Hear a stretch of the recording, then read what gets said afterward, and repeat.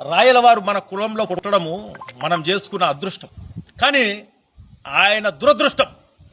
ఈరోజు చంద్రగిరి కోటలో ఉన్నాం మనం. ఈ చంద్రగిరి కోటను ఆయన మనకిచ్చినాడు. స్థితిలో బలిజ, కాపు, తెలగ ఒంటర్లు ఉన్నారంటే ఎంతటి దౌర్భాగ్యమో. ఈ చంద్రగిరి కోట ఒక్కసారి కోట చూపిస్తే మీరు, ఈ చంద్రగిరి కోట 1000 సంవత్సరాలకు ముందు ఎమ్మడి నరసింహదేవ యాదవరాయలు నిర్మాణం చేసి 325 సంవత్సరాలు యాదవులు ఇక్కడి నుంచి ఈ దేశాన్ని పరిపాలన చేసినారు.